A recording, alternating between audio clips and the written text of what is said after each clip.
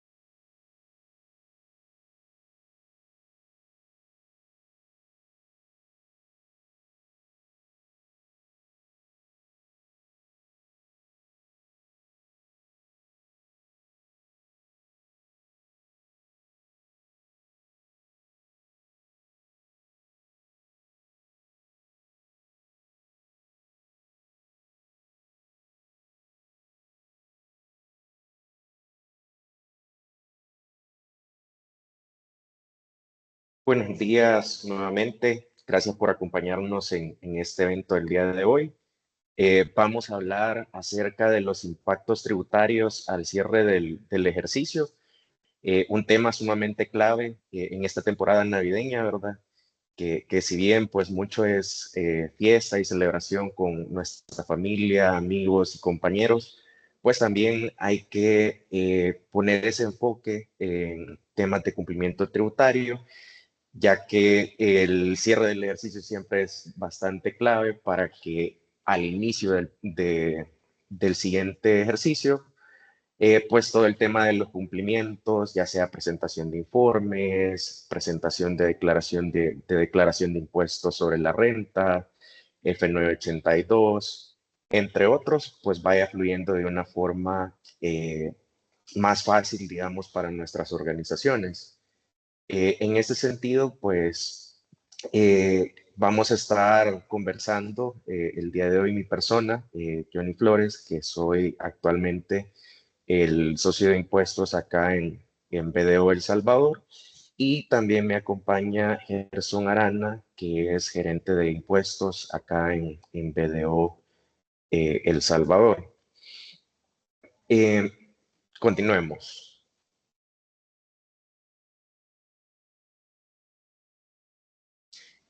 Los contenidos que tenemos preparados para esta sesión son los siguientes. Vamos a conversar acerca de ingresos no grabados según reforma de la Ley de Impuestos sobre la Renta 2024. Aspectos a evaluar sobre deducibilidad de gastos y operaciones con no domiciliados, así como también pues el recálculo de impuestos sobre la renta de empleados conforme a las nuevas tablas. Estos contenidos pues los hemos seleccionado porque si bien, por ejemplo, las reformas de 2024 pues ya tienen cierto tiempo de estar vigentes, pues todavía hay algunos aspectos que muchos todavía nos cuestionamos. Entonces, creo que vale la pena retomar pues esas reformas para ver pues si hay algún ajuste que debamos hacer en nuestro cálculo de renta para el ejercicio 2025. Sin duda, pues el tema de los aspectos a evaluar sobre deducibilidad de costos y gastos, pues es algo que año con año tenemos que ir viendo, procurando pues mitigar cualquier contingencia de que a futuro podamos tener algún reparo de la administración tributaria por algún criterio que se haya tomado o por algún aspecto formal que no tengamos debidamente documentado.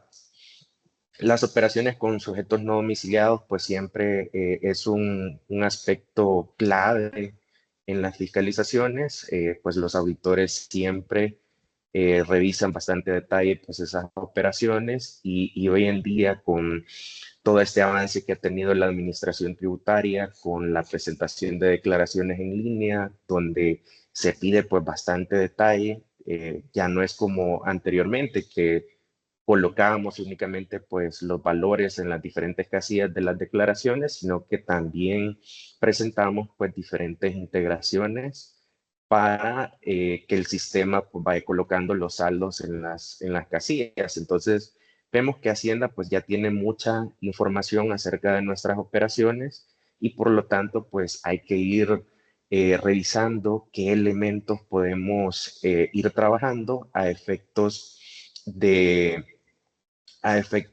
no, a efectos de dar cumplimiento, ¿verdad? A todos los requisitos formales y sustantivos que nos pide la legislación salvadoreña.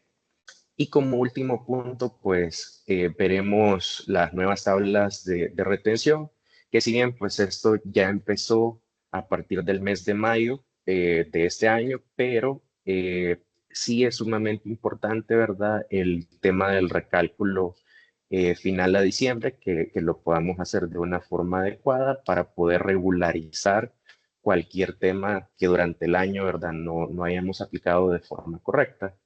Entonces, estos son los contenidos que vamos a ver en la sesión del día de hoy. Esperamos pues que podamos compartirles parte del conocimiento que tenemos sobre estos temas. Cualquier duda que tengan, nos la pueden ir compartiendo en el chat.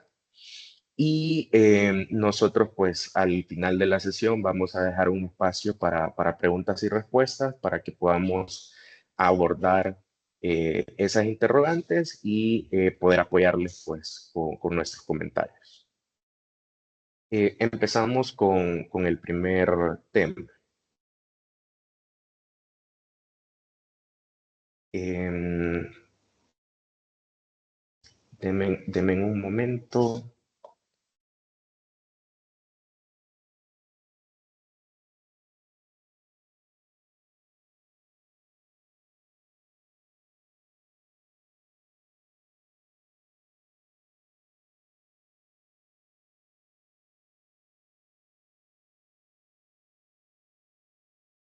Tenemos un pequeño problemita técnico con la presentación.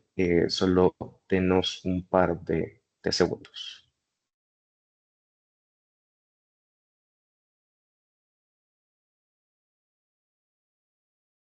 Ok, muchas gracias.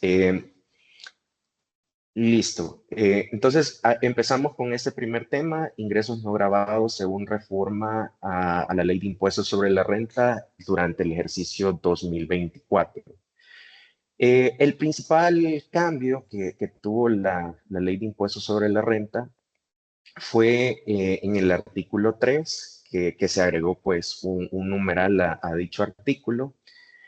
Tal vez podemos avanzar con la presentación. Básicamente, este artículo 3, numeral 4, quizás es el que tiene más relevancia, principalmente porque En el artículo 3, la ley de impuestos sobre la renta, pues nos habla de todos esos ingresos que están excluidos como renta obtenida. Eh, para empezar, quizá hay que hablar que en El Salvador, pues nuestro régimen de renta es territorial, es decir, de que vamos a tributar por las diferentes actividades que se realizan dentro del territorio salvadoreño. No obstante, pues también hay ciertas particularidades y antes de esta reforma también había algunas excepciones, porque algunas operaciones que se desarrollaban en el exterior, ya por disposición de ley, pues también tenían que tributar acá en el país. Teníamos, por ejemplo, el artículo 14A y el 27 de la misma ley de impuestos sobre la renta, que nos daban diferentes directrices sobre cómo estas operaciones iban a tributar en territorio salvadoreño. Pero ahora, básicamente, pues con esta reforma, en el numeral 3 se colocó de que todos los valores que se reciban en cualquier concepto obtenidos en el exterior o cualquier movimiento de capital, remuneración o emolumento en dinero o en especie, pues iba a quedar excluido básicamente como renta obtenida en El Salvador. Y aquí quizás lo relevante fue que no se definió como tal el concepto de obtenidos en el exterior. No nos dieron pues una descripción a detalle de cuáles operaciones sí y cuáles operaciones no estarían incluidos en esa categoría. No obstante, pues esto también lo tenemos que complementar con lo que ya establecía la ley de impuestos sobre la renta en el artículo 16, que el artículo 16 pues nos habla de rentas obtenidas en El Salvador y nos comienza a dar pues todos los lineamientos que tiene que cumplir una renta para considerarse como obtenida en El Salvador. Entonces, por exclusión, pues todo lo que no entre dentro de lo que establece el artículo 16, pues podría tener la condición de obtenidos en el exterior. Vamos a ir viendo pues algunos ejemplos acerca de estos elementos, ¿verdad? Estos requisitos que nos pide la ley. Y pues básicamente también eh, es importante mencionar pues que todas estas otras disposiciones que les comentaba anteriormente que hacían referencia a que esas operaciones en el exterior pues tenían que tributar acá en el país, pues también fueron derogadas. Es decir, que la reforma no solamente incluyó pues un nuevo numeral en el artículo 3, sino que también fue eliminar diferentes incisos en diferentes artículos de la misma ley. Por ejemplo, las disposiciones del 14A sobre la tributación de los títulos valores en el exterior, el tema del artículo 16, que nos habla pues de las rentas obtenidas en El Salvador para quitar pues algunas condicionantes que generaban que algunos tipos de renta pues fueran consideradas como obtenidas en El Salvador. Asimismo, pues las disposiciones del artículo 27 que obligaban básicamente pues a tributar por algunos intereses que podríamos obtener en cuentas de ahorro del exterior. Entonces, todo eso pues nos va generando ese camino de cómo deberíamos de entender pues esta reforma. Otros elementos que también pues aborda esta reforma es que se excluyen de la aplicación del mecanismo de determinación de la proporción de costos y gastos a este tipo de rentas que son catalogadas como excluidas. ¿Qué quiere decir esto? Em, pues usualmente para obtener un ingreso tenemos costos y gastos asociados, que algunos pues pueden ser directamente atribuibles a un tipo de renta y existen otros que probablemente que no los podamos separar, sino que eh, esos gastos básicamente pues sirven para diferentes tipos de rentas que obtiene la compañía, como lo es, por ejemplo, un departamento de contabilidad o un departamento de administración, que no solamente se enfocan pues a una línea de negocios que tenga la organización, sino que pues abarcan el negocio completo, ¿verdad? Y brindan soporte a las diferentes actividades o giros del negocio que tengamos implementados. Entonces, lo que nos dice esta reforma es que no vamos a tener la necesidad de hacer pues esa proporcionalidad de costos y gastos para aquellos costos que incidan pues en diferentes tipos de rentas. No obstante, pues si tenemos un costo o gasto que esté directamente relacionado con la renta excluida, pues eso sí los tendríamos que llevar como un gasto no deducible.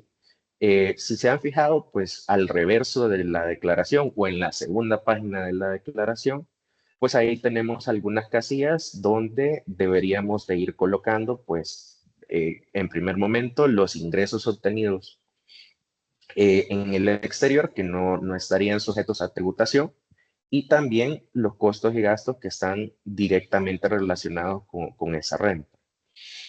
Entonces, este ejercicio, pues, lo deberíamos de hacer para ese tipo de operaciones, de ir identificando, pues, tanto el ingreso como costos y gastos directamente atribuibles, teniendo el beneficio de que no vamos a aplicar proporcionalidad a los demás costos y gastos.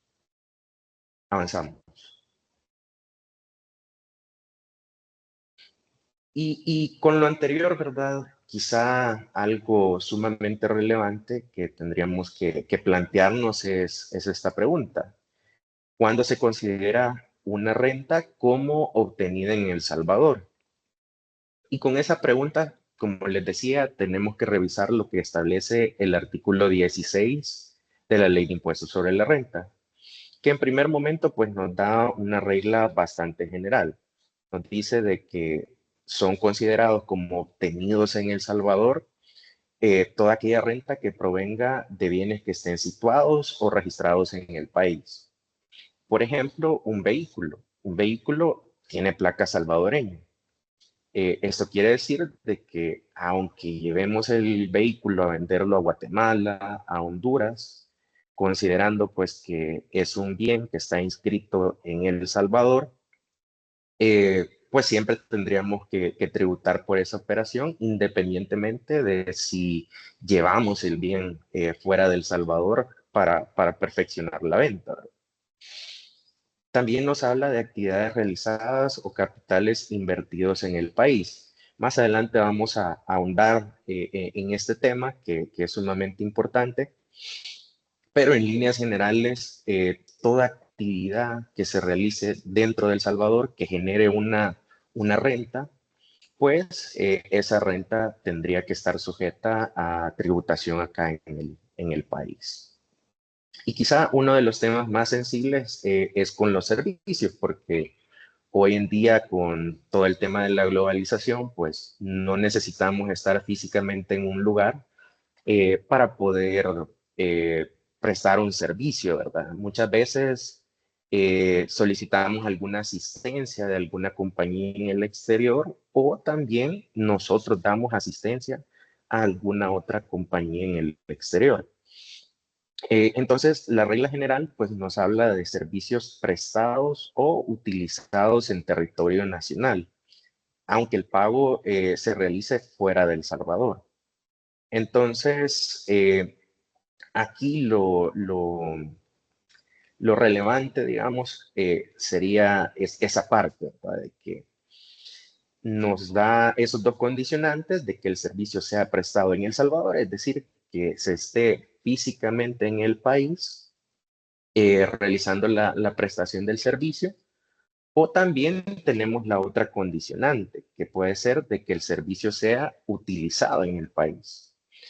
Muchas veces contratamos compañías en el exterior para una asesoría específica y todo ese conocimiento que nos da pues esa compañía del exterior la vamos a utilizar en nuestra operación local, porque estamos incurriendo pues en ese costo-gasto para generar un beneficio acá en el país. Entonces, En esos casos, pues siempre se considera como una renta obtenida en El Salvador, independientemente de dónde podría eh, realizarse el pago, ¿verdad? Porque puede ser de que el pago se realice fuera del país, el pago se realice desde una cuenta bancaria de El Salvador, eso es indiferente, ¿verdad? Siempre y cuando el servicio sea prestado en El Salvador o utilizado en El Salvador, pues la renta se consideraría como obtenida en el país. Y a continuación vamos a ver un par de ejemplos. Adelante. En el primer ejemplo tenemos una entidad del exterior presta servicios a una compañía salvadoreña que usa el servicio en El Salvador. Adelante. En ese caso, pues el ingreso de la entidad del exterior pues constituye una renta obtenida para dicha entidad y debe tributar acá en El Salvador. Las compañías no domiciliadas pues tributan con base a ese régimen de retenciones. En nuestra legislación, en el artículo 158 del Código Tributario, pues nos da algunas reglas generales de cuándo deben de aplicarse pues las retenciones. Y ese artículo 158A pues tiene que estar siempre en sintonía con lo que establece el artículo 16 de la Ley de Impuestos sobre la Renta. Entonces, es como una cadenita, ¿verdad? Para ver qué es lo que le debo de aplicar la retención, tengo que ver en un primer momento si la operación cumple eh, con los requisitos para considerarse pues como una renta obtenida en El Salvador. Pero en el caso de los servicios, en este ejemplo en específico, pues aunque el proveedor pues esté en el exterior, como la compañía salvadoreña es la que está utilizando el servicio en El Salvador, eso conlleva a que el pago que se le haga a ese no domiciliado, ¿verdad? Sea considerado como una renta obtenida en El Salvador para ese no domiciliado y la operación pues tenga que estar sujeta a esa retención de impuestos sobre la renta. ¿Qué retención tenemos que efectuar? Pues eso depende del tipo de operación. También más adelante vamos a ver algunos ejemplos sobre dichos elementos. El siguiente ejercicio que tenemos es acerca de un salvadoreño que desde El Salvador pues presta servicios a entidades del exterior y recibe el pago en el exterior. Esta persona pues tiene una cuenta bancaria en Estados Unidos, supongamos, y presta servicios pues a otras compañías que están allá en Estados Unidos y le realizan el pago a su cuenta bancaria en Estados Unidos. Pues aquí, aunque el pago pues esté siendo fuera de El Salvador, considerando que la persona está físicamente ubicada en El Salvador, pues eso conlleva a que esa operación pues también tenga que tributar acá en el país.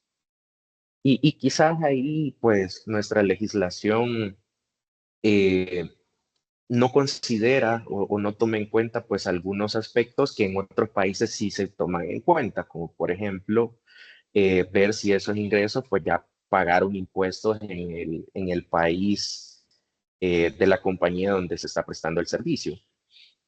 Lamentablemente, pues en nuestra legislación esos elementos no están considerados y independientemente de que se haya pagado pues algún impuesto en otro país, pues siempre tendríamos que tributar la operación en El Salvador. Eh, Existen algunos mecanismos, ¿verdad?, para mitigar estos costos, pero son a través de convenios para evitar doble imposición, que actualmente en El Salvador solamente tenemos uno con España. A nivel de la región, realmente estamos un poco atrasados con temas de convenios para evitar doble imposición. Principalmente, pues Panamá y Costa Rica son los que van un poco más avanzados en esos elementos y sí tienen pues diferentes convenios, pero a nivel del Salvador actualmente solo tenemos uno con el Reino de España, que ahí tendríamos que ver pues las condiciones específicas que nos dicta ese convenio para ver pues cómo van a tributar esas operaciones acá o también cómo tendríamos que tributar en el otro país. Adelante.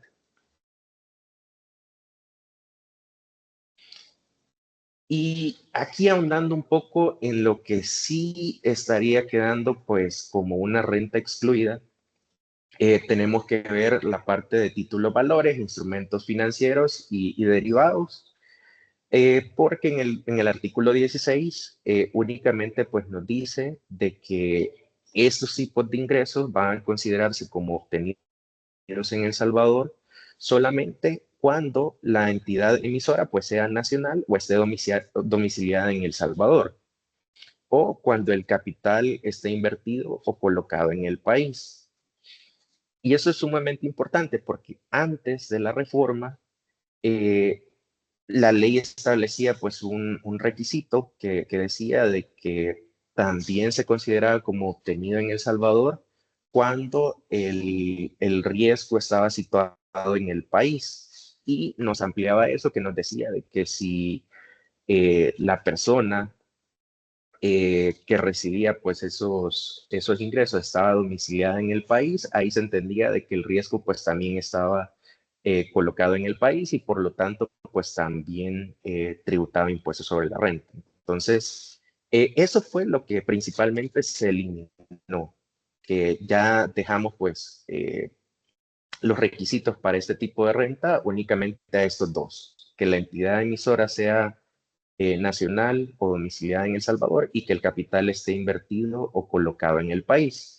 Acá un ejemplo, una compañía salvadoreña puede tener de accionistas sociedades del exterior.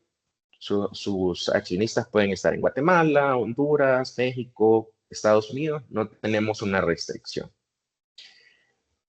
Pero pues cuando la sociedad salvadoreña distribuye dividendos, esos dividendos estarían sujetos pues a tributación en el país, lo cual pues también se realiza bajo el régimen de retenciones, que podría ser un 5 o un 25%, dependiendo de dónde esté domiciliado pues ese accionista. ¿Qué quiere decir esto? Pues que aquí, como la sociedad emisora de esas acciones, pues es salvadoreña, también los beneficios que genere pues esa inversión también serían grabados aquí en el país. Pero por otro lado, podemos tener operaciones en el exterior. Adelante. ¿Dónde podemos llegar a tener estas operaciones, intereses en cuentas bancarias del exterior? Muchas veces por diferentes motivos, pues las compañías tienen cuentas bancarias en el exterior, a veces para tener fondos en diferentes divisas y esas cuentas pues pueden generar algún interés. Ese interés pues no sería grabado acá en el país, lo deberíamos de llevar pues como una renta excluida. También intereses por inversión en bonos y aquí también añadiría financiamientos que hemos otorgado. Muchas compañías que operan dentro de un grupo pues generan diferentes eficiencias, por ejemplo, concentrando los flujos de efectivo que generan las operaciones y luego ven dónde existen necesidades para poder colocar pues esos fondos. Entonces, si una compañía salvadoreña pues está generando flujos importantes y los envía a una compañía del exterior para esa figura de cash pooling o un financiamiento, ¿verdad? Los intereses que se devenguen pues no tributarían en El Salvador. Y aquí es importante, ¿verdad? De que puede ser que esa operación no tribute en El Salvador, pero siempre tiene que cumplir otros aspectos que nos establece la ley, como por ejemplo, si es una operación entre partes relacionadas, que se realice a precios de mercado, que esté documentada en el estudio de precios de transferencia y de superar pues el umbral de los $571,000, pues también que lo informemos en el F982. Entonces, esas otras obligaciones no las quitamos, pero sí tendríamos el beneficio de que no tributaríamos por esos intereses que esté generando esa figura.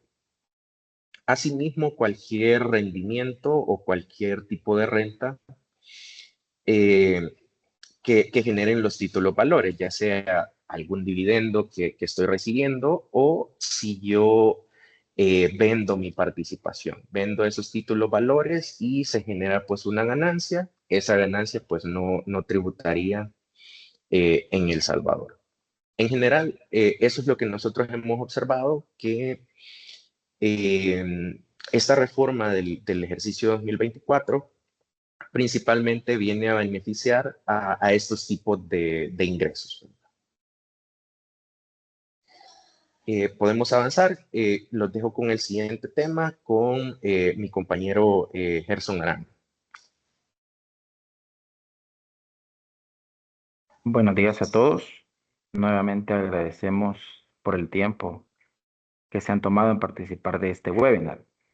Dado que es una versión webinar, encontrarán una caja de preguntas y respuestas donde pueden alojar sus preguntas y con mucho gusto las vamos respondiendo. El segundo elemento que vamos a conversar es la deducibilidad de costos y gastos. Y vamos a abordar 4 aspectos muy importantes. Uno es las reglas para la deducción de costos y gastos.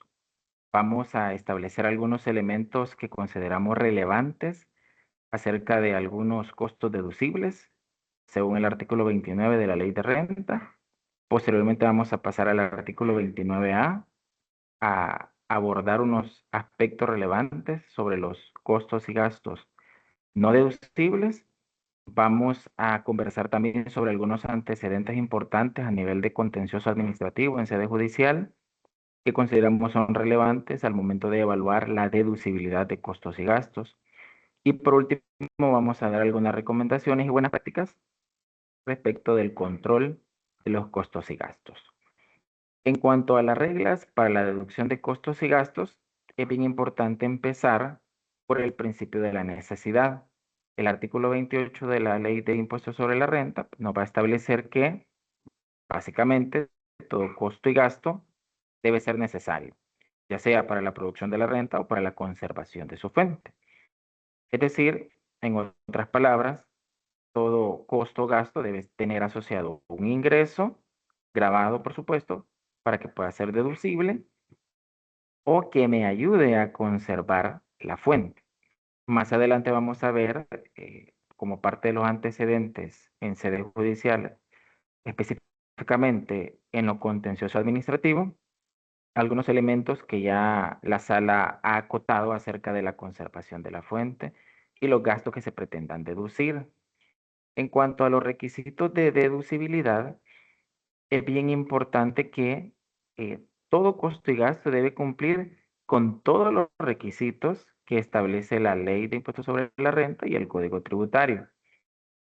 Sin embargo, hay requisitos que son base, que todo costo o gasto debe cumplirlo, y estos también ya han sido abordados en lo contencioso administrativo. También recordemos que eh, todo costo y gasto asociado a una renta no gravada básicamente no se puede deducir. Dentro de las operaciones de las compañías, y estos costos y gastos se pueden identificar de manera plena, de manera razonable o de manera fiable, básicamente ese sería el costo que tenemos que colocar como no deducible en la conciliación del impuesto sobre la renta. Pero ¿qué sucede con aquellos eh, ingresos a los cuales no se les puede asociar de manera directa el costo y gasto?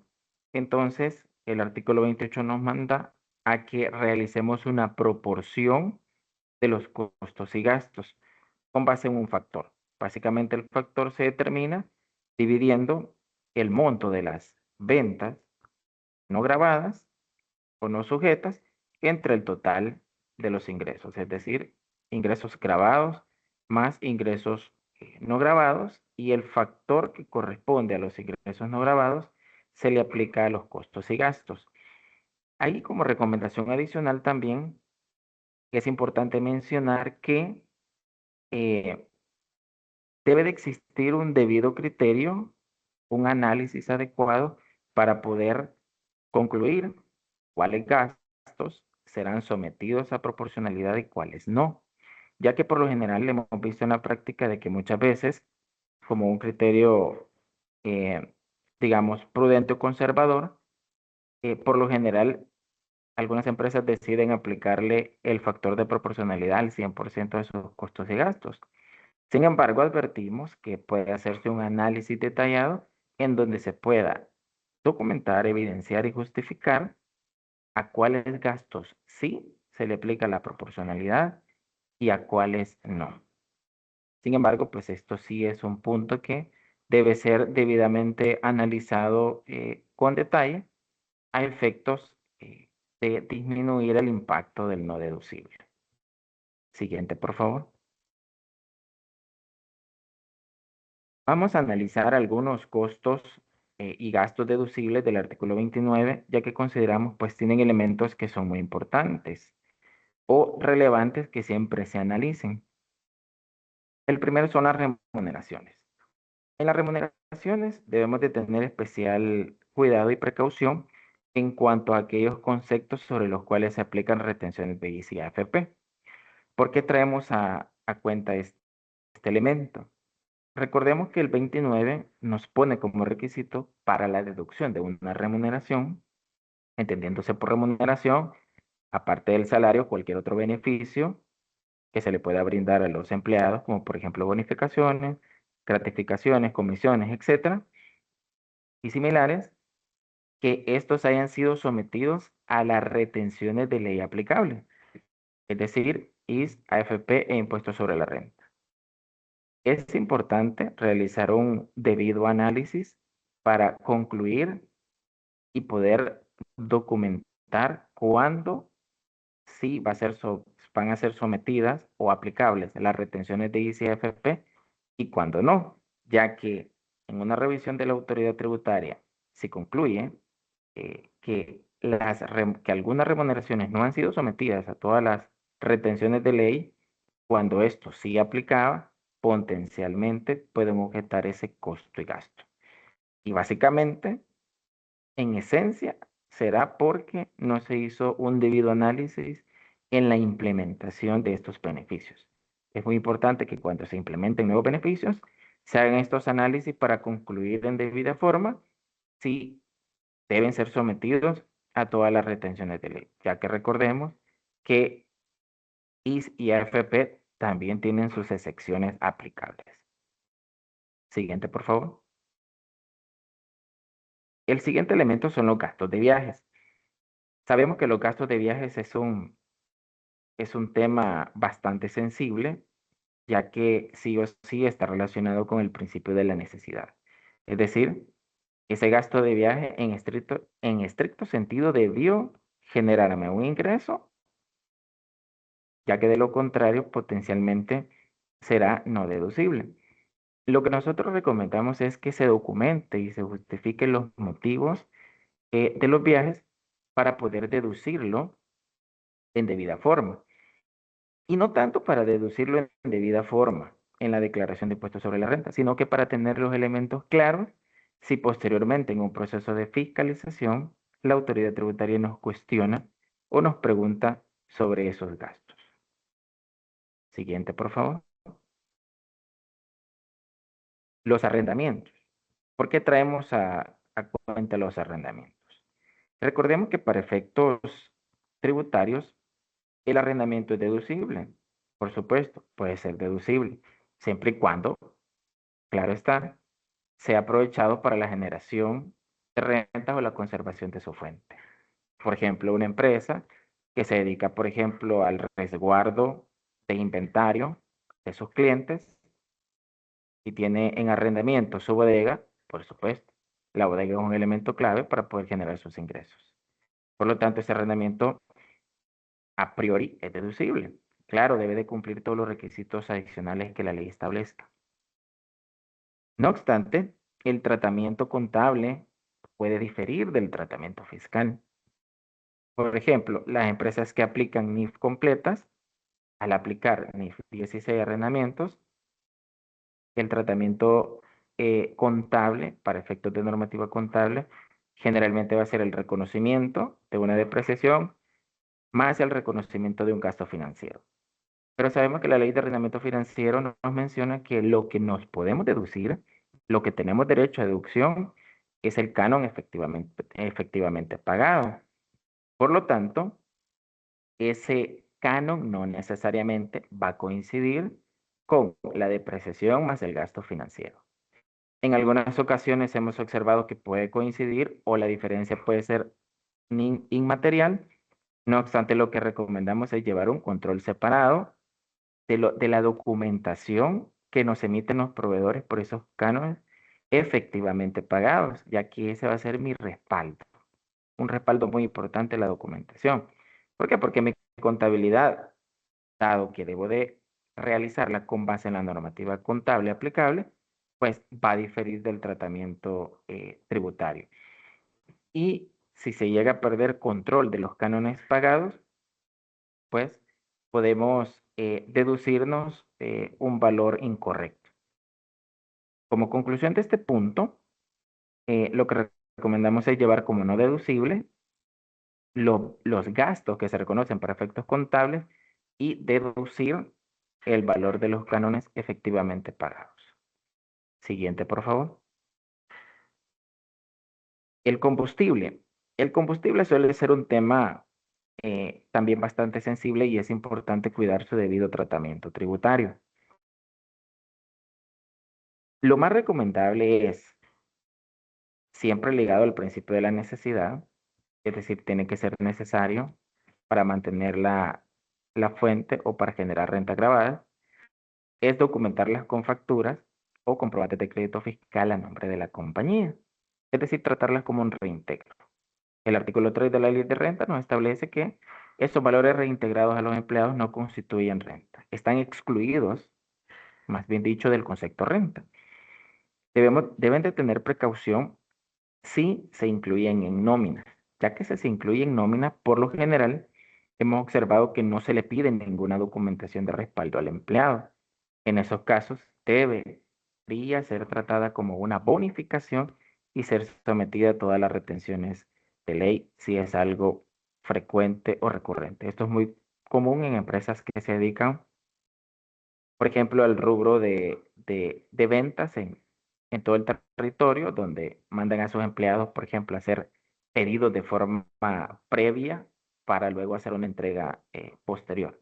O sea, por lo general, el costo o el gasto de combustible es normal, es parte de la actividad, conceptualmente es un gasto deducible, pero debemos de tener cuidado al momento de documentarlo, ya que si se incluye en nómina y no se les aplica las retenciones de ley, en una revisión de la autoridad tributaria puede determinar que, dado que esas remuneraciones no han sido sometidas a las retenciones de ley, no cumplen con los requisitos que establece la ley y por lo tanto los puede objetar como gastos no deducibles. Siguiente. Los mantenimientos. Con los mantenimientos nosotros hemos observado, y es que la ley así lo menciona, que deben ser propiedad del contribuyente los bienes. Existen ya varios antecedentes a nivel de Tribunal de Apelaciones, a nivel de talla, en contra de los contribuyentes si esos vehículos son de los empleados. ¿A qué nos referimos específicamente? Por lo general, hemos visto algunos casos donde la empresa, como una gratificación, porque el empleado usa su vehículo para sus labores, por ejemplo, en la labor comercial, le reconoce, o más bien dicho, le paga directamente el mantenimiento de sus vehículos. Le paga directamente a un X proveedor el mantenimiento. Ese tipo de costos y gastos potencialmente son no deducibles. Debería buscarse la manera de cambiar esa metodología, por ejemplo, por una bonificación de, por lo general, el kilometraje, por ejemplo, podría ser una opción viable para evitar que en una revisión pues la autoridad tributaria concluya que dado que estos bienes no son propiedad del contribuyente y la ley así lo exige y el Tribunal de Apelaciones también ha confirmado el criterio de la administración tributaria y la interpretación que le da a la ley de impuestos sobre la renta, pues básicamente estos gastos podrían ser potencialmente no deducibles. Siguiente, por favor. Los intereses de los financiamientos. Es bien importante que el financiamiento sea para capital de trabajo. Sí o sí tiene que ser para capital de trabajo. Esa es la primera premisa. Y lo segundo es que no debemos olvidar que si hay gastos asociados, incurridos, deben deducirse en el plazo del financiamiento, como por ejemplo comisiones, aquí es bastante típico en los financiamientos. Debe tenerse cuidado especial de no deducirlo de manera total en el ejercicio donde o en el año donde se obtenga el financiamiento, ya que pues la porción que corresponda a los siguientes años del financiamiento sería un gasto no deducible. Siguiente. Eso respecto de los gastos deducibles. Ahora veamos los gastos no deducibles, algunos gastos que a nuestro criterio deben siempre tomarse con lupa para poder tomar las decisiones adecuadas en cuanto a si es un gasto deducible o no. El primero es los valores que no inciden en la fuente generadora. El 29A de la Ley de Impuestos sobre la Renta nos establece que el arrendamiento de vivienda, la adquisición o arrendamiento también de vehículos no es deducible si esto se hace para uso de los socios o accionistas, para apoderados o para ejecutivos. Es decir, para alguna parte del personal. Básicamente, si no está ligado a la generación de rentas o a la conservación de la fuente, eh, esto no es deducible. Como regla general, el 29 nos establece eso. Podrían algunos de estos beneficios calzarse dentro del artículo 32 de la ley de renta, es decir, dentro de las erogaciones sociales. Pero ahí es de tener sumo cuidado, ya que hay un requisito bien crucial que nos pone el artículo 32, y es que esos beneficios deben ser generalizados para todos los empleados. Por lo tanto, si no se cumple ese requisito, de igual forma, pues no se va a poder calzar. En términos generales, este tipo de costos y gastos potencialmente en una revisión de la administración tributaria pueden ser objetados como no deducibles. Las pérdidas de capital. Sabemos de que básicamente todo tipo de pérdida operativa no puede ser deducible, únicamente las pérdidas de capital, es decir, aquellas que tributan a una tasa diferenciada del 10%, con base en lo regulado en los artículos 14 de la Ley de Impuestos sobre la Renta. Sí puede ser deducible esa pérdida, sí, pero de futuras ganancias de capital, es decir, de la misma especie. Los gastos con rentas sujetas de retención es bien importante tener cuidado con las provisiones al cierre, ya que las provisiones al cierre, eh, la ley de renta nos establece como una regla especial que por esas provisiones, las retenciones que aplican, por supuesto, para este tipo de costos o gastos, deben de quedar enteradas en el cierre del ejercicio, es decir, en el mes de diciembre. Caso contrario, esos gastos son no deducibles. Siguiente, por favor. Los intereses, en especial cuando son o entre partes relacionadas, tienen un límite, y es que no debe exceder el resultado de multiplicar 3 veces el valor del patrimonio. Por lo tanto, cuando se va a establecer un financiamiento, es bien importante hacer un análisis de este tipo, ya que el financiamiento tiene un límite. Y si sobrepasa ese límite, ¿cuál sería la consecuencia? Los intereses serían un gasto no deducible. Y es bien importante identificarlo, ya que ahí es donde deberían analizarse otras opciones viables, conforme a lo establece la legislación, para no perder el escudo fiscal de esos intereses. Las donaciones. ¿Por qué traemos a colación las donaciones? El 29A establece que si la donación no fue informada por el donatario, es decir, por quien recibe la donación, constituye un gasto no deducible para efectos de impuestos sobre la renta. Sin embargo, hemos observado un antecedente en la Sala de lo Contencioso Administrativo donde establece que el incumplimiento del donatario no debe afectar la deducción de la donación, siempre y cuando cumpla todos los requisitos, es decir, que esté debidamente documentada, debidamente registrada y que efectivamente se pueda comprobar que es una donación que se materializó. Es decir, que es una donación que sí existe, que sí es real y que sí se puede comprobar. Entonces, sí es bien importante ese antecedente porque, pues básicamente, este requisito como tal, si el resto se cumple, pues el gasto puede ser deducible. Las provisiones contables. ¿Qué sucede con las provisiones contables? Sabemos pues que no son deducibles. Ahí es muy importante hacer una revisión conceptual de las provisiones, sobre todo en aquellos casos donde se han establecido nuevas provisiones al cierre del ejercicio. Siempre es importante hacer una revisión si se mantienen, si los criterios ya están definidos o si hay nuevas provisiones, pues tomarlas en cuenta para efectos del cálculo del impuesto sobre la renta. Siguiente, por favor. Hoy vamos a ver algunos antecedentes eh, de la Sala de lo Contencioso Administrativo. El primero que vamos a ver es de agosto del 2017, donde la sala ya estableció 4 requisitos que todo costo o gasto debe de cumplir para que pueda ser deducible. Si alguno de estos falta, el gasto se torna no deducible. El primero es que se debe de originar de un desembolso real, es decir, debe existir una erogación que lo represente que sea materialmente comprobable. Esto de la materialización, la administración tributaria hemos observado que lo valida sobre todo en aquellas erogaciones entre partes relacionadas. Sí o sí va a la materialización. Vamos a ver un poquito más adelante en otro slide que esto nos va a llevar a una conclusión. Un contrato y un pago no es suficiente para que un gasto sea deducible. Si no se comprueba su materialización, el gasto puede ser declarado como un gasto no deducible. Segundo, estar debidamente documentado. Es decir, no puede ser cualquier documento. O sea, debe ser un documento idóneo. Si es una donación, yo tengo que tener un comprobante de donación, porque ese es el documento idóneo que la ley establece para este tipo de operaciones. Debe ser necesario para la producción de la renta y para la conservación de su fuente y debe estar debidamente registrado contablemente.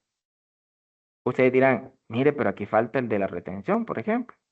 Sí, pero debemos tomar en cuenta que aquí la sala dice que estos 4 requisitos son aplicables a todo costo o gasto que se pretende deducir. El de la retención, en algunos casos, no es aplicable. No obstante, siempre deben validarse, tal como la misma legislación lo establece, que se cumplan todos los requisitos aplicables al costo o gasto. Pero estos 4 no pueden faltar en ningún costo o gasto. Siguiente, por favor. En cuanto a la conservación de la fuente, les mencionaba en las slides anteriores, más adelante vamos a ver la conservación de la fuente. En la conservación de la fuente hay 3 palabras que la Sala de lo Contencioso ha establecido y es ineludible, indispensable y obligatorio. Y retoma el artículo 31 del reglamento de la Ley de Impuestos sobre la Renta, que es el que nos extiende un poco más sobre la conservación de la fuente. Hay gastos que por sí solos no les vamos a poder asociar de manera directa a un ingreso grabado. Sin embargo, si ese gasto no se eroga, puede poner en riesgo la continuidad del negocio, la continuidad de la compañía. Esos gastos son los que ayudan a conservar la fuente generadora. Es decir, en otras palabras, como dice la sala, debe ser indispensable, ineludible. Es decir, yo tengo que sí o sí hacer esa erogación, porque si yo no la hago, yo no puedo continuar con mi negocio. Yo tengo que mantener la fuente. Y nos podemos ir a ejemplos bastante sencillos, como por ejemplo el pago de servicios básicos, el pago del arrendamiento de una bodega, por ejemplo. Todos esos gastos sí o sí tienen que erogarse. No tengo otra opción. Y ahí es donde se cumplen los requisitos de que sea ineludible, indispensable y obligatorio. Siguiente, por favor. También retoma otro aspecto que es muy importante, y lo mencionaba también en una slide anterior, que la acreditación documental formal no es suficiente para que proceda a la deducción de un costo-gasto. Y nos cita el artículo 206, en este caso del Código Tributario, en donde dice que los contribuyentes deben respaldar sus deducciones con documentos idóneos, que cumplan con todas las formalidades exigidas por la legislación tributaria. Caso contrario, pues pierden su validez. Y nos dice, sin embargo, la acreditación documental formal no es suficiente para que procedan las deducciones de un costo-gasto. La carga de la prueba de quien alegue tiene derecho a una deducción también implica el probar que en la producción de la renta o la conservación de su fuente, en realidad como un hecho, efectivamente se produjeron los costos o gastos que posteriormente se pretendan deducir. Y aquí esto no está escrito en piedra, sobre todo en los gastos con partes relacionadas. Es bien importante robustecer la documentación. Y ese es otro de los mensajes importantes que queremos dejar de este webinar. Yo puedo tener un gasto, por ejemplo, una asesoría financiera, una asesoría comercial. Pero ¿cómo me ayudó a conservar la fuente? ¿Cómo me ayudó a generar rentas grabadas? ¿Cuál fue el resultado de ese servicio? ¿Cómo se prestó? Es bien importante generar documentación adicional, como por ejemplo minutas de reuniones, asistencia a reuniones, actas de reuniones, correos electrónicos sobre la prestación del servicio, informes en forma de entregables con los resultados, qué fue lo que se analizó, qué fue lo que se hizo. Todos esos elementos adicionales que, digo, no están escritos en piedra porque van a depender de la naturaleza de cada servicio, robustecen el poder documentar y el poder evidenciar que ese servicio efectivamente se prestó. Por lo tanto, si no se evidencia su materialización, podemos tener un contrato, podemos tener un pago, pero eso puede ser no suficiente para poder eh, mantener o sostener la deducción de ese gasto. Y a nivel de Tribunal de Apelaciones advertimos que existen muchos antecedentes de este tipo en contra de los contribuyentes que no han podido probar la materialización de algunos costos o gastos. Siguiente, por favor.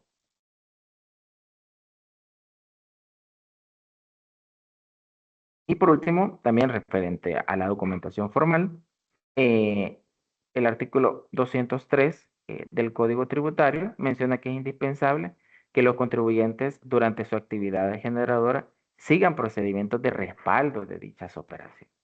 Retomando lo anterior, pues el mismo código dice, usted debe respaldar sus operaciones. Cada operación es distinta, tiene su propia naturaleza y se deben buscar las formas idóneas para poder documentarlos. Es decir, debe hacerse un análisis particular para poder determinar cuáles son las formas en poder documentar o robustecer la documentación ya existente en caso de un cuestionamiento por parte de la autoridad tributaria. Siguiente. Las recomendaciones y buenas prácticas. Uno, revisar los nuevos costos y gastos para efectos de validar si existen elementos de riesgo. Esto es muy importante, sobre todo cuando se van a implementar nuevas operaciones dentro de las empresas. Es bien importante revisar cuáles van a ser los costos, cuáles van a ser los gastos y cómo se va a documentar a efectos de poder mitigar riesgos futuros. También pueden efectuar un checklist a los gastos conforme a los criterios de deducibilidad que hemos visto en este webinar, establecidos por la Sala de lo Contencioso Administrativo. Y el tercero, llevar a cabo una revisión conceptual del cálculo de impuestos sobre la renta previo a la presentación de la declaración. Esto no garantiza, o el objetivo es obtener una segunda opinión, un respaldo de un asesor, de un tercero, para que pueda pues validar los criterios que actualmente se aplican y pueda darnos algunos comentarios de posibles oportunidades de mejora. Continuamos con el tercer elemento de este webinar. Les dejo a Johnny Flores nuevamente. Gracias, Gerson. Podemos avanzar. Ok. El siguiente contenido pues es acerca de las operaciones con no domiciliados. Vamos a ver pues algunos aspectos relevantes que tenemos que revisar. Mucho de esto pues ya lo ha mencionado Gerson en su participación, pero lo vamos a reforzar. Adelante.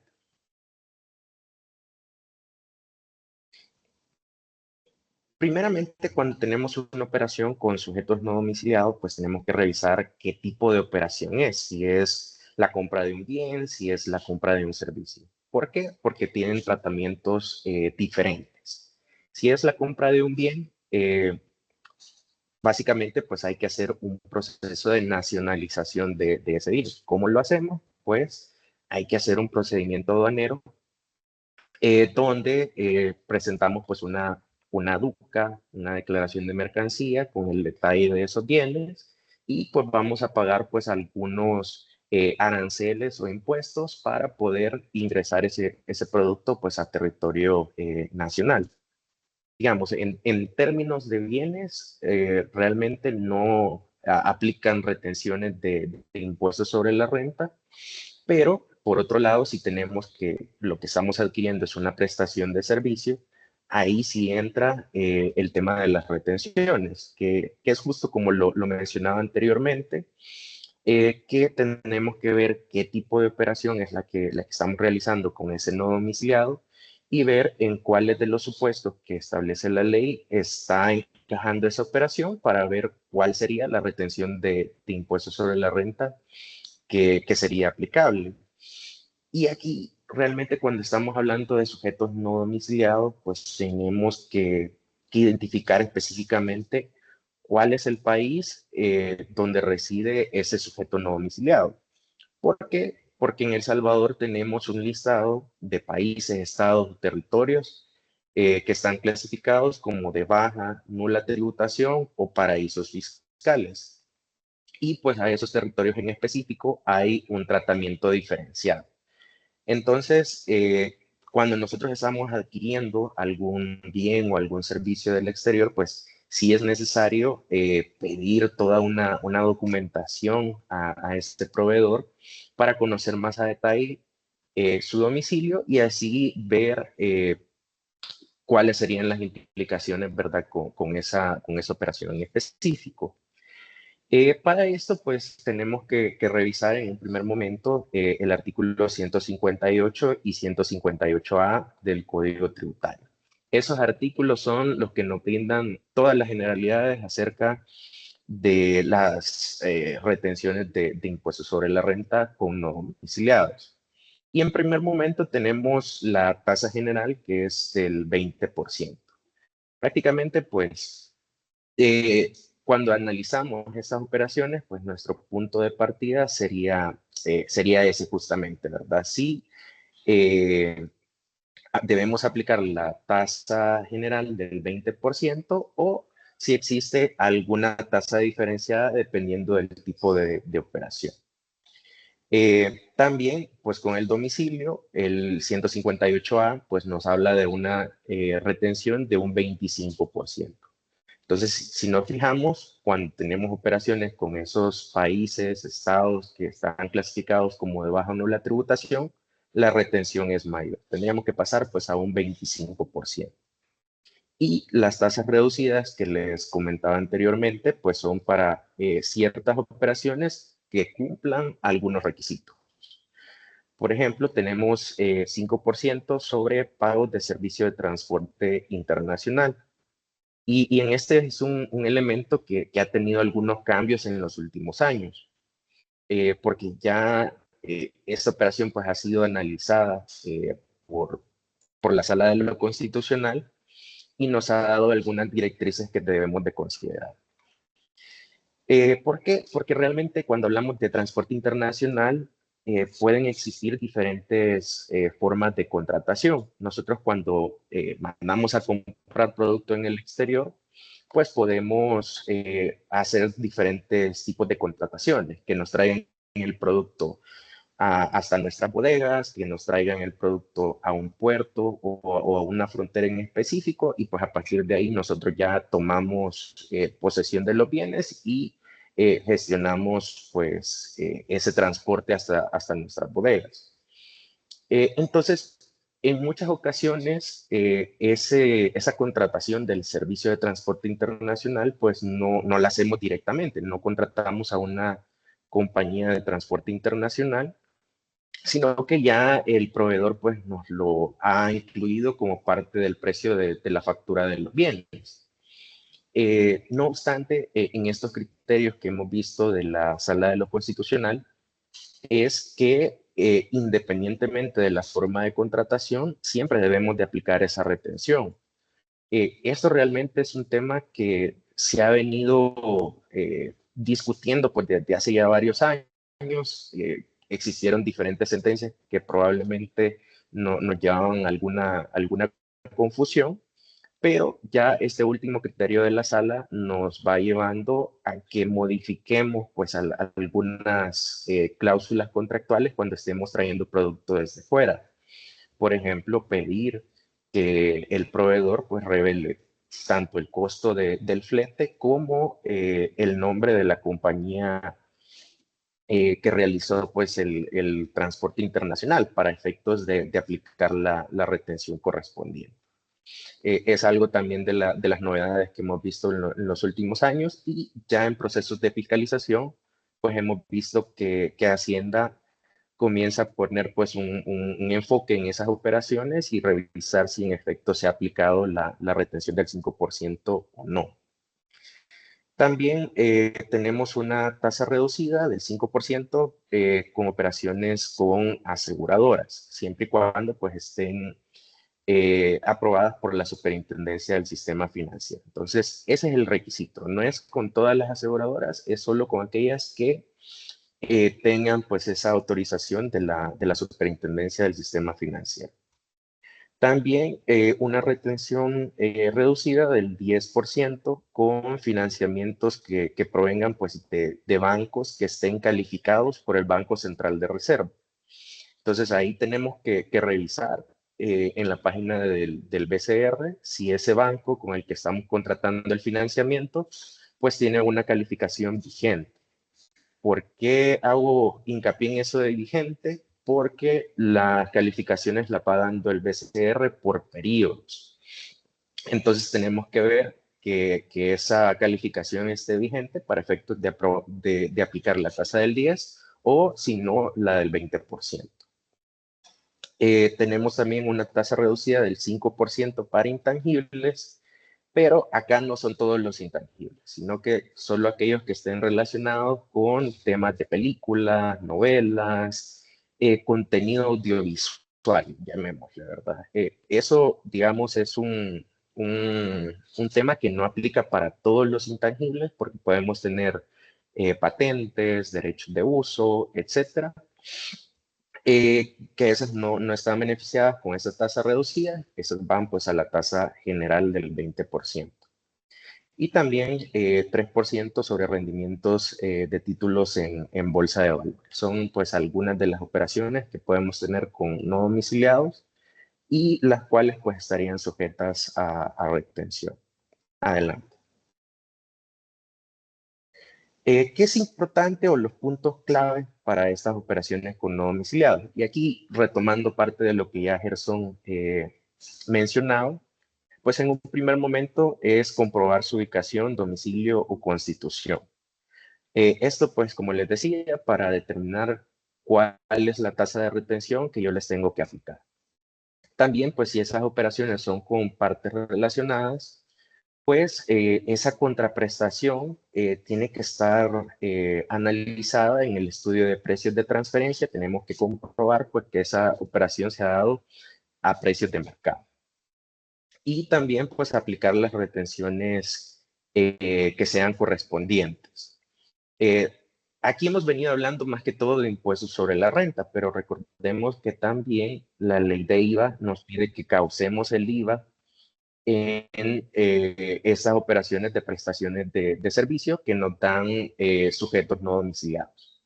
Y la ley de impuestos sobre la renta, pues sí nos habla de que uno de los requisitos para la deducibilidad es que se efectúen las retenciones correspondientes y ahí pues puede ser también retenciones de IVA o retenciones de renta. Entonces tenemos que analizar ambos frentes. Adelante. La debida documentación, que ya como Gerson pues lo mencionaba, sí tenemos que tener la factura, evidencia de esa transferencia bancaria que hemos realizado, contratos, correos electrónicos, pero pues hay que ir un poco más allá. Hay que ir viendo cuál ha sido el beneficio que me ha generado pues ese servicio, cómo lo puedo documentar, presentar pues los entregables. Muchas veces no hay un entregable final por una prestación de servicio, pero hay que solicitarlo, ¿verdad? Porque esa es evidencia de que se realizaron X o Y actividades que tuvieron un impacto en nuestras organizaciones y eso nos puede servir como un elemento probatorio. Registros en contabilidad, pues todas las operaciones tienen que estar debidamente asentadas en la contabilidad y también tenemos que ver que lo que estamos imprimiendo en nuestro libro diario o libro diario mayor, eh, pues está llegando toda la información íntegra, ¿verdad? Todo lo que estamos registrando en la contabilidad que finalmente pues se imprima en esos libros contables. Y también que si es una operación con partes relacionadas y supera los 571.429, pues que también la reportemos en el informe F982. Y aquí quizá vale la pena mencionar, ¿verdad?, de que en el F982 en los últimos años pues ha ido evolucionando y ya el formulario pues nos pide más elementos, como por ejemplo colocar si la operación está en rango de mercado, lo que nos lleva a que sí o sí tenemos que tener un estudio de precios de transferencia que respalde pues esa información que estamos incluyendo en el informe. Y en nuestra experiencia pues sí hemos visto diferentes observaciones que han hecho los auditores en procesos de fiscalización que están asociados más a temas formales. Alguna operación que no se ha reportado en el F982 o también alguna operación que no haya sido analizada y que sí es una operación entre partes relacionadas. Y aquí también tenemos que tomar en cuenta que este formulario no solo reportamos las operaciones con partes relacionadas, sino que también aquellas que se han realizado con sujetos que estén domiciliados en países, estados o territorios de bajo o nula tributación o paraísos fiscales. Entonces, ese es otro elemento importante que hay que considerar para solicitar esa información a nuestros proveedores, saber dónde están ubicados y ver cuáles son los cumplimientos que vienen asociados. Porque puede ser que sea un tercero, pero si está en un paraíso fiscal, pues lo tenemos que incluir tanto en el estudio de precios de transferencia como en este informe tributario. Adelante. Y aquí, pues, quizá poniendo algunos ejemplos de esos puntos clave que tenemos que tomar en cuenta para el cierre del ejercicio, es el tema de las provisiones de pagos por servicios que nos han prestado desde el exterior. Eh, en estas fechas, pues, usualmente los equipos de contabilidad siempre están preguntando, ya no tenés algún otro costo o gasto que vayas a registrar, porque tenemos que ir cerrando, porque tenemos que ir procurando pues esa independencia de periodo. ¿Qué quiere decir esto? Que los costos y gastos de este ejercicio pues queden registrados en este ejercicio, porque si ya los registramos pues en el siguiente ejercicio, ya no los vamos a poder deducir por el tema de independencia de periodos. Entonces, lo más usual es que se realicen provisiones de estos costos y gastos. Muchas veces no vamos a tener incluso una factura por esos servicios, sino que únicamente tenemos la provisión. El proveedor todavía está a la espera de cumplir X o Y condición para emitir su factura. Entonces, con esas provisiones, lo que hay que considerar es que si ese costo y gasto está relacionado con una renta que debe estar sujeta a retención, pues tenemos que reportar esa retención a más tardar en la declaración del mes de diciembre, que se paga pues en los primeros meses en los primeros días del mes de enero.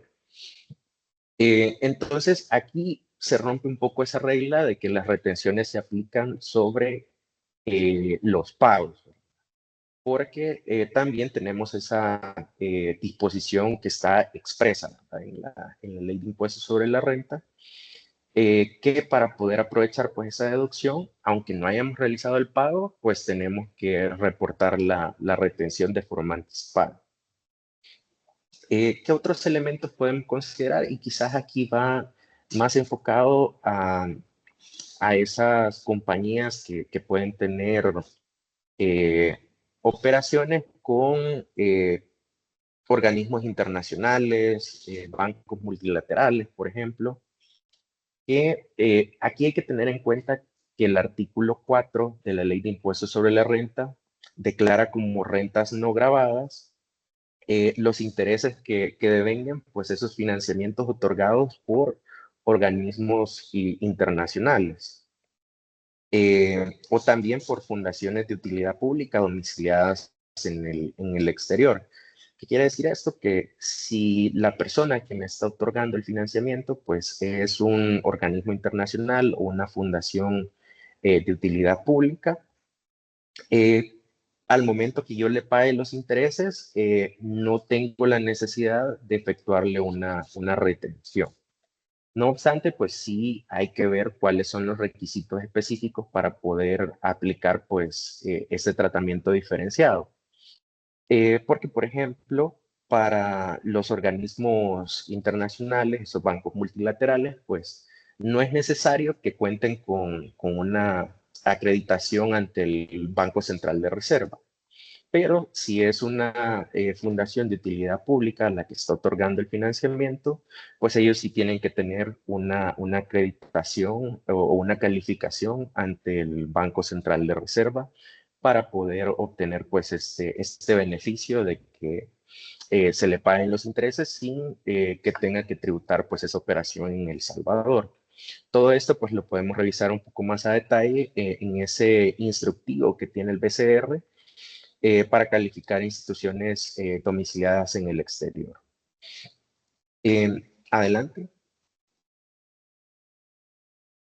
No obstante lo anterior, algo que hay que tomar en cuenta es que también el tema de IVA puede ir aparejado. ¿Por qué? Porque en la ley de IVA también establece pues algunas exenciones para el tema de los intereses. Es decir, que eh, si yo estoy pagando intereses, puedo no causar el IVA de esos intereses. Eh, si esa entidad a la que yo le estoy haciendo el pago, pues es un organismo internacional, un banco multilateral, pero para IVA sí nos piden que tenga la calificación del Banco Central de Reserva. Entonces, quizá lo más sano es siempre revisar de que se cuente con esa calificación ante el BCR para los organismos multilaterales y también para las fundaciones de utilidad pública, porque puede tener pues incidencia tanto en materia de IVA como en materia de renta. Adelante. Pues bien, esos eran los elementos más relevantes que vemos pues de las operaciones con no domiciliados. Este puede ser pues un tema más extenso del que podamos hablar pues un par de horas más, pero realmente es un- son contenidos, digamos, que los tenemos que revisar en nuestras organizaciones un poco a detalle para prepararnos para este cierre. Creo que eso es sumamente importante. Y a partir de aquí, pues continuamos con el siguiente contenido, que es el recálculo de impuestos sobre la renta a empleados. Esto considerando pues las nuevas tablas de retención. Adelante. El punto de partida para las retenciones de empleados es determinar cuál va a ser esa base sobre la cual vamos a aplicar la retención. Esta base pues tiene que considerar salarios, sueldos, sobresueldos, dietas, honorarios, comisiones, aguinaldos, gratificaciones, cualquier otra remuneración o compensación por servicios, ya sea de depreciación, viáticos no documentados, entre otros. Y quizás aquí me detengo un poco. Eh, en el artículo 3 de la Ley de Impuestos sobre la Renta, pues hay algunos ingresos que están considerados como excluidos, como es el caso de los viáticos. Los viáticos, por regla general, pues no deben de ser considerados en esta base para el cálculo de las retenciones. No obstante, para que el viático cumpla con los requisitos que nos establece la ley para considerarlo como excluido, pues ese viático tiene que estar documentado con una factura pues a nombre del patrón. ¿Qué quiere decir esto? De que yo al momento de realizar pues alguna visita a clientes y por política la empresa pues me da viáticos, yo tengo que solicitar una factura a nombre de mi patrono y llevar pues ese soporte a mi patrono para que me rente. Ahí pues se consideraría esa renta como excluida. Pero si me dan un monto sobre el cual yo no tengo que presentar ninguna documentación, ya está conforme a la política, que son 5, 8, $10 por tiempo de comida y que no tengo que presentar documentación, pues eso sí lo deberíamos de incluir como parte de esta base imponible. Y quizá otro elemento es el tema de los aguinaldos, que aquí le pusimos un asterisco porque aquí tenemos regla general y tenemos reglas especiales. La regla general, pues hace algunos años se reformó la ley de impuestos sobre la renta y quedó establecido de que los aguinaldos hasta un tope de 2 salarios mínimos mensuales, pues iba a ser considerado como renta no gravada. No obstante, pues todos los años hemos visto que se emiten diferentes decretos especiales que amplían estos umbrales. Para este año, pues allá a mediados de octubre, la Asamblea Legislativa pues aprobó un decreto donde se dejaba hasta 1.500 ese umbral, donde consideraríamos ese aguinaldo como no grabado. Cualquier monto que sobrepase los 1.500, pues tributaría, pero por el diferencial. Entonces, ese es un tratamiento que tenemos que estar pendiente año con año. ¿Por qué? Porque pueden existir un cambio de umbral para hacer pues un monto mayor a esos 2 salarios mínimos mensuales. Entonces, es algo que tenemos que estar dando seguimiento año con año. También las deducciones que tenemos que aplicar pues a esos ingresos obtenidos está primero que nada identificar si existe algún ingreso que no constituya renta, como el caso de los viáticos que les planteaba, ¿verdad? También la retención de IS, que es del 3% hasta el límite de $1.000. Es decir, tenemos que ver lo que le estamos descontando en concepto de IS al empleado y eso lo podemos restar de esa base imponible. Y también lo que se le descuenta en concepto de AFP, que es el 7.25% del salario y este no tiene límite, ¿verdad? Entonces, tenemos estos elementos para determinar esa base imponible. Adelante.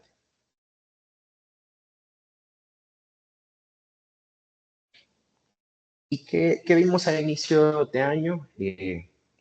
pues vimos primero una reforma a la ley de impuestos sobre la renta, específicamente en el artículo 37, que cambiaba esas tablas que se tienen que utilizar para determinar el impuesto sobre la renta de personas naturales.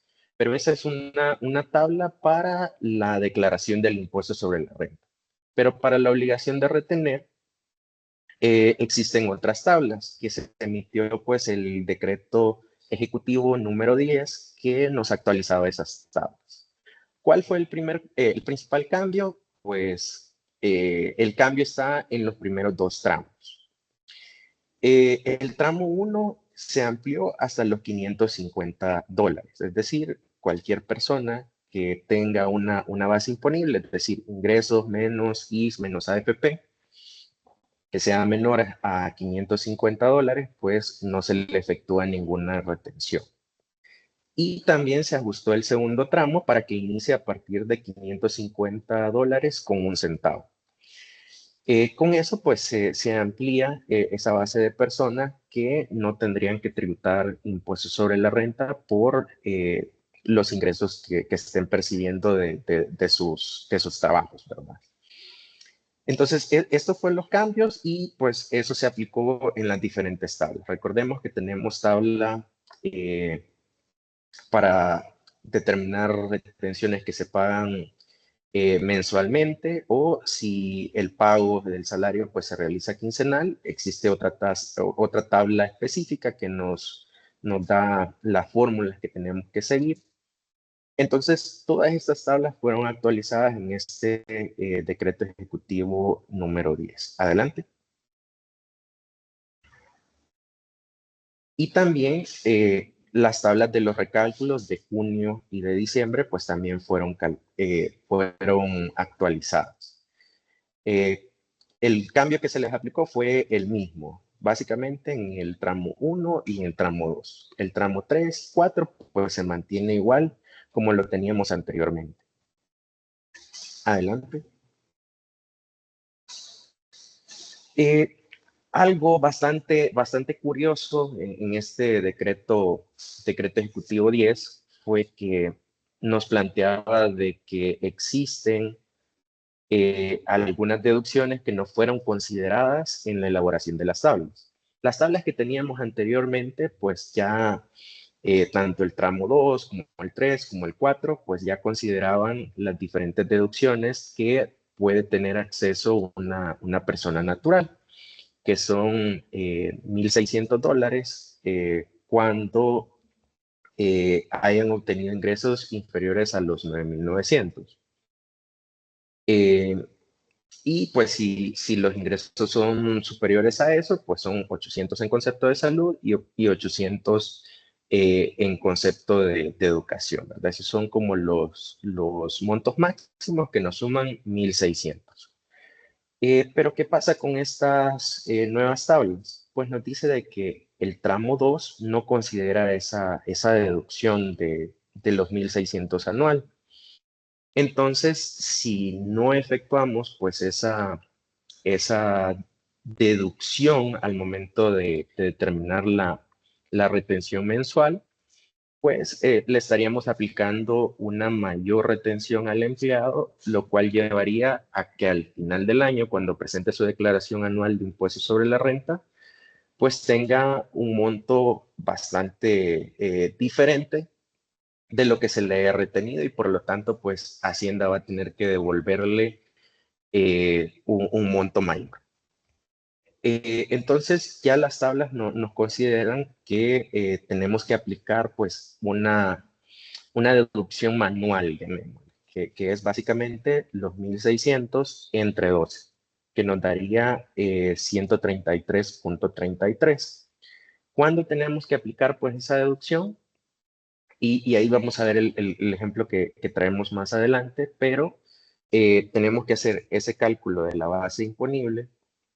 Si esa base imponible nos cae en el tramo 2, pues tenemos que aplicarle esa deducción de los 133.33 para llegar al monto que estaría sujeto a la retención conforme a tabla.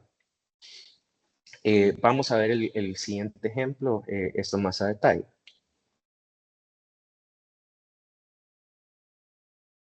Adelante, por favor. Avancemos un poco para que nos salga el título. Y esto lo vamos a ver con este ejemplo. Aquí tenemos un empleado que tiene un sueldo de $600, que es pagadero mensual, y ha recibido bonos en diferentes meses por alcanzar una meta. También recibe un aguinaldo de $600 y pago de vacaciones por $90. ¿Cuál sería la retención de impuestos sobre la renta que se le debería de aplicar en el mes de diciembre? Y si bien aquí nos vamos a enfocar pues en ese cálculo del mes de diciembre, también pues tenemos aquí el desglose de cómo ha venido siendo pues las retenciones que se le han aplicado en los demás meses del año. Por ejemplo, algo que recomendaría, ¿verdad? Para esos casos es tener esta columna de base para retención. Esa columna que está justo a la par de la FP. ¿Qué es lo que estamos restando en esa base para retención? Pues estamos restando del total de ingresos, el monto del IS y el monto de la FP. Y también pues el monto de, de los ingresos que no constituyen renta, como por ejemplo viáticos o también los aguinaldos que no sobrepasen los 1.500, que en este caso son 600, entonces están dentro de ese umbral, no deberían de pagar pues impuestos sobre la renta, los tendríamos que excluir. Entonces, cuando tenemos esa columna de base para retención, tenemos que ir viendo si estos montos quedan pues en el tramo 2, en el tramo 3, en el tramo 4. Y si quedan en el tramo 2, pues tendríamos que aplicar esa deducción adicional de los 133.33 y llegar pues a una base ajustada. Si se fijan en este ejemplo, pues tenemos que el salario eran $600 y por el bono que recibe todos los meses, pues el salario va variando. En algunos meses ha llegado a ser 900, en otros casos 950, 750, $600. Y eso pues lo tenemos que ir considerando para el cálculo de la retención. Si se fijan, en este caso, en el mes de agosto, no se le aplicó el ajuste manual porque la base para retención son 898 y el tramo 2 termina en 895. Entonces, como sobrepasa, pues no se le aplica la deducción manual. Esa la dejamos tal cual. O por el contrario, ¿verdad? Si nos hubiera caído en el tramo 1, pues ahí tampoco tenemos que aplicar la retención y tampoco el ajuste manual. Luego, ya esa base ajustada es la que utilizamos para hacer el recálculo. Que cuando estamos en diciembre, pues hay que hacer esa sumatoria de todos los ingresos que se hayan recibido de enero a diciembre. En este caso, pues tenemos 9.645. Si se fijan, la columna de total ingresos, pues tiene 10.245. Quizá la letra está un poco pequeña, pero espero que logren ver. Es 10.245. Entonces, lo que hemos quitado son $600 del aguinaldo porque decíamos que este es un ingreso no grabado porque no supera los $1.500. Entonces, únicamente tenemos que dejar 9.645 y también tenemos pues el acumulado de IS, el acumulado de FP y restamos básicamente pues estos dos valores a los 9.645. Aquí llegamos a ese monto de los 8.662. A este monto, si retomamos la tabla del recálculo de diciembre, vemos que está dentro del tramo 2. Entonces, como está dentro del tramo 2, tenemos que ajustarlo. Pero aquí no sería con los 133.33, sino que tendríamos que ajustarlo por los 1.600, porque aquí estamos haciendo un recálculo anual. Entonces, similar sucede para el caso del recálculo de junio, que aquí estamos colocando 800. ¿Por qué? Porque es básicamente la mitad del año. donde pues tendríamos únicamente esos 800. Entonces ya llegamos a una base ajustada de 7.062. Eh, Metiendo pues este monto al cálculo, ¿verdad? Del recálculo, llegamos que la retención que se le debería aplicar son 258.33. Bueno, ese es el recálculo de las retenciones en el año. Serían 258.33 y esto pues lo cotejamos con lo que efectivamente se le ha retenido, que son $341. Entonces vemos que las retenciones que se le han aplicado a lo largo del año, pues realmente son mayores que la retención que nos da el recálculo. Entonces en el mes de diciembre, pues no hay que aplicar ninguna retención. Aquí todavía el empleado tendría que presentar pues su declaración de renta y allá el Ministerio de Hacienda pues le devolvería ese diferencial de los 341 menos los 258. Este año va a ser un poco atípico porque tuvimos unas tablas que se aplicaron a inicio de año para los primeros 4 meses y para los siguientes meses vamos a tener pues estas nuevas tablas. Entonces, por eso muy probablemente que vamos a tener diferencias a nivel del recálculo, pero esas diferencias son completamente justificadas. Ya para el próximo año, pues sí, cuando hagamos ese recálculo, deberíamos de llegar a un valor bastante cercano a lo que sería la liquidación del impuesto sobre la renta para esa persona natural. Esto es principalmente pues lo que consideramos que se debe de tomar en cuenta para este recálculo, diferentes elementos, tanto las nuevas tablas como, por ejemplo, el umbral de aguinaldo exento, ¿verdad? Que nos deberíamos de incluir en este cálculo para realizar este recálculo de retenciones al cierre de diciembre. Avancemos.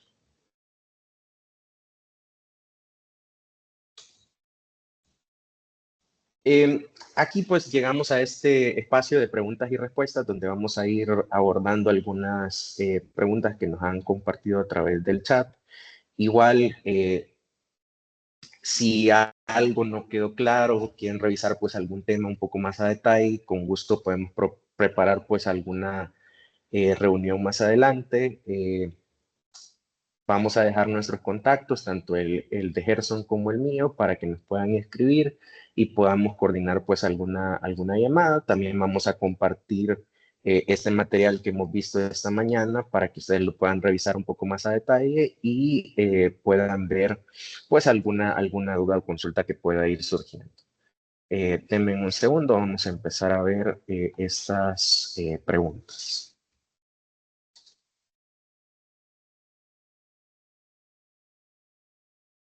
Adelante, Gerson. Bien, con la pregunta que planteaba Misael, bueno, te la respondía también en el chat, Misael, pero te la comento también aquí a todos. Misael pregunta que en el caso de las donaciones, ¿dónde sería lo correcto colocarlo? Si en la declaración sugerida te muestra las donaciones declaradas y la declaración pues hace un cálculo automático para deducirlas. Aquí lo que comentaba yo como respuesta es que se debe tener especial cuidado, ya que idealmente a nivel contable debería estar registrado en una cuenta separada de donaciones. No obstante, pues en la práctica hemos observado que no necesariamente va a estar en esta cuenta de donaciones, ya que en algunas ocasiones se establecen algunos convenios con algunas fundaciones, por ejemplo, y se da una serie de patrocinios. Y si se le da un concepto distinto, va a caer en la contabilidad en una cuenta distinta de la donación.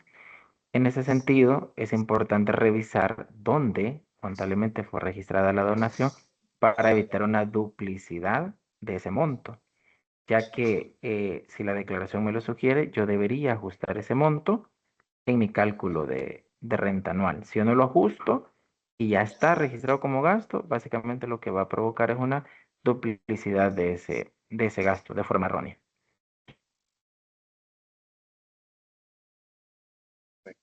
Em, Luego tenemos una pregunta de Melvin Canales. Para el caso del cálculo de impuestos sobre la renta, cálculo de renta tendría algún efecto si no se toma en cuenta el deducible de los 1.600 para su renta anual. Sí tendría un efecto porque puede ser que por no incluir pues esa deducción de los 1.600 le apliquemos una retención a ese empleado que realmente no era procedente, lo cual pues le generaría que en su declaración de impuestos sobre la renta eh, tenga que reportar pues un monto a devolver. Como tal, pues, digamos, para el efecto para el empleado sería que tendría que esperar más tiempo para poder tener acceso a esos fondos, porque, pues, a partir de que se presenta la declaración de impuestos sobre la renta, pues Hacienda usualmente toma un par de meses para poder efectuar, pues, esas devoluciones. Para este año, como les decía, lo más probable es que para todos esos empleados que quedan en el tramo 2, muy probablemente que van a tener diferencias entre su liquidación del impuesto y las retenciones que les han efectuado y sea necesario pues presentar la declaración para solicitar esa devolución. Pero pues deberíamos de tratar de que al hacer el recálculo de impuestos sobre la renta, pues no ampliemos, digamos, ese monto que el empleado va a tener que solicitar vía devolución. Luego también nos hacen esta pregunta sobre si los gastos por uso de software o intangibles como licenciamientos, etcétera, cuando se tratan como la adquisición de intangible y cuando se tratan como prestación de servicios. Pues ahí todo depende de los términos contractuales, porque muchas veces lo que adquirimos son licenciamientos que nos dan pues ese beneficio de poder utilizar el intangible, ¿verdad? Pero el intangible sigue estando en propiedad del proveedor. Entonces tendríamos que revisar pues esos términos contractuales y ver si se trata de una prestación de servicios, es decir, si nos están únicamente permitiendo el uso del intangible o si el intangible pasa a propiedad de nosotros y, por ejemplo, nosotros más adelante podemos venderlo a alguien más pues hacer uso de él sin estarle pagando algo adicional a una compañía. Entonces, sí tenemos que ver esos términos contractuales que nos van a decir si en efecto pues es una prestación de servicios, una concesión de uso, por ejemplo, o si los estamos adquiriendo pues en carácter definitivo, por así decirlo.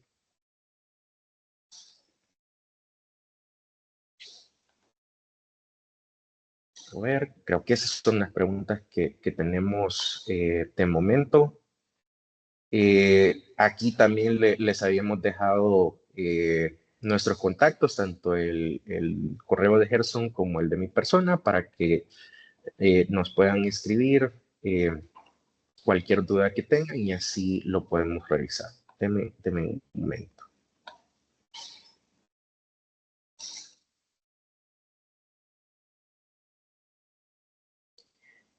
¿Dónde se encuentra la base legal para determinar si los viáticos son deducibles para la base imponible? Eso lo tenemos en el artículo 3. En el artículo 3 de la Ley de Impuestos sobre la Renta nos habla de rentas excluidas y ahí es donde nos pone ese requisito de que tienen que estar documentados con facturas a nombre del patrón, ¿no? Esa sería la base legal. Quiero ver, por aquí creo que tenemos otras más. ¿Podrían explicar un poco más el tema de la deducción de viáticos respecto a la deducción por parte del patrono y el reporte del ingreso por parte del empleado? Gracias. Pues bien, para el patrono, siempre y cuando ese viático que se le está dando al empleado, eh, pues sea usado en las diferentes actividades del negocio, y lo tengamos documentado, ya sea a través de planilla o a través de esas facturas que nos va a traer el empleado, pues en todo caso va a ser deducible. Ahora bien, uno de los requisitos para la deducibilidad de los costos y gastos es que si tienen que someterse a retención, le apliquemos la retención correspondiente. Entonces, del lado del patrono, por un lado, tenemos que ver esa documentación, si es a través de facturas o a través de planillas. Y si es a través de planillas, es decir, que no hay ningún respaldo adicional, pues tenemos que efectuarle la retención del impuesto sobre la renta. Y de esa forma, pues, cubrimos los elementos sobre la deducibilidad de ese gasto por el viático. Ahora, para el empleado, eso sí es un elemento crucial, ¿verdad?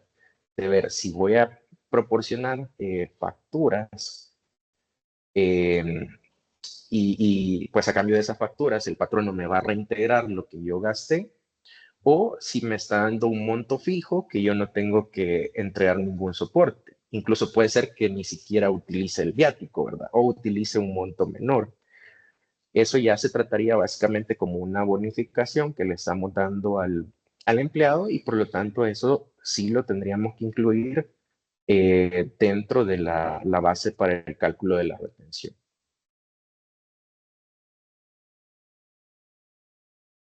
Acá creo que tengo otra pregunta. Dice, hola, buenos días.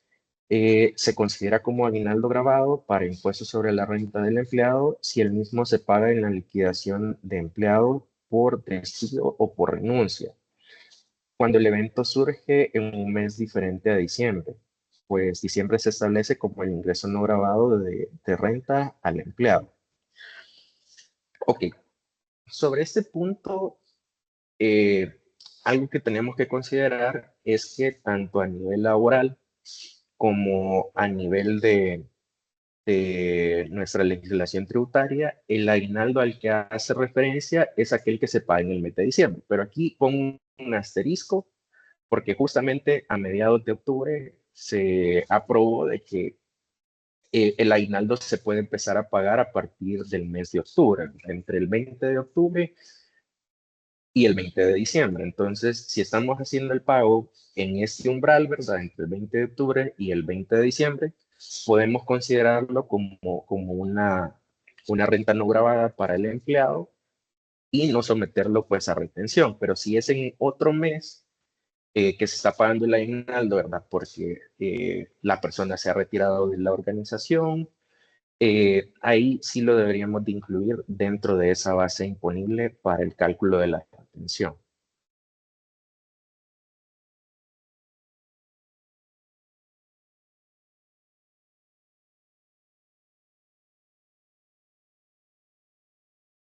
Creo que esas son las preguntas que tenemos de momento. No sé si alguien más pues tiene alguna pregunta que nos quiera compartir en este momento.